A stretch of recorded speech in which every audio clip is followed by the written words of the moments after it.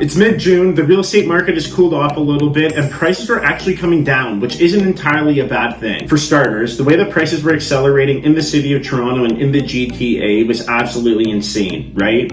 If you were a prospective home buyer and you were searching for a new place to call home over the past couple of months, you could have felt like the real estate market was running further and further away from you. It was not sustainable, and something had to change. So if you're looking at it from the perspective of the home buyer, and if you're in the market right now, then it is a little bit refreshing to see prices cool a little bit. But the biggest question that remains is what's causing a real estate market to cool off, right? What's causing the prices to drop a little bit?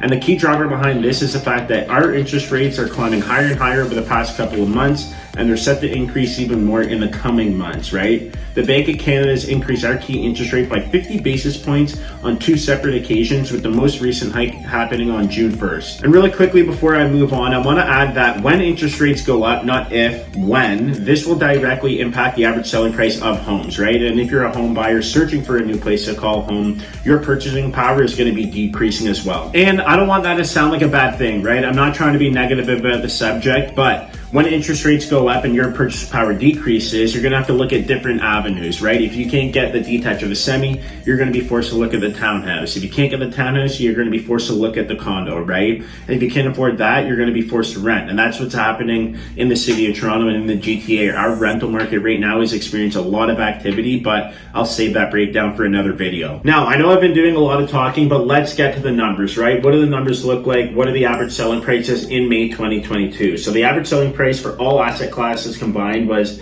$1.212 million, right? And this is actually down 3% on a month-over-month comparison when we're looking at April 2022 and May 2022. And while this doesn't seem like that much of a drop, right? 3% is not that noticeable. If you were to compare the 1.212 to our high point in February, where the average selling price was sitting at 1.33, that drop is a lot more noticeable. And I'm saying noticeable, not concerned, because the way that things were going before were not sustainable. I'm going to keep going back to that point, right? I really want to dial that into everyone's heads that are watching.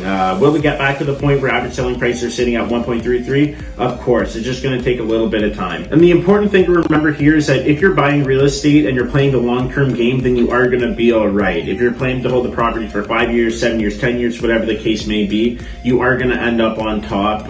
If you are going to try to make a hasty decision and do a flip in this market, you could end up on the wrong side of the stick. But the rule of thumb is real estate goes up around 7% each year. So if you're smart and you're going to play the long-term game, you'll be in good shape. And lastly, if you are planning to purchase in this market, it does present some opportunities for you, and here's why. Number one, reduced levels of competition. With less people searching for homes on the street level, you can go find the perfect place, offer on a home, and get it at a discounted price. Number two, balanced market. We're not in a buyer's market yet, right? But as we head towards a balanced market, if you're a home buyer and you're searching for a property, you can then offer on that home, and you have way more power when you are negotiating your offer. Number three, rental rates are increasing, right? So if you are in a fortunate position and you can afford a condo and you have a large enough down payment, you could buy yourself an investment property and then rent it out to somebody and be cash flow positive. Well, you made it through another one of my videos. Thank you to all that have watched the entire video.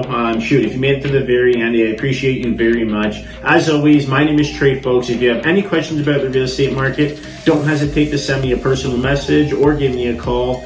Thank you, and remember to trust the process and fall in love with your journey.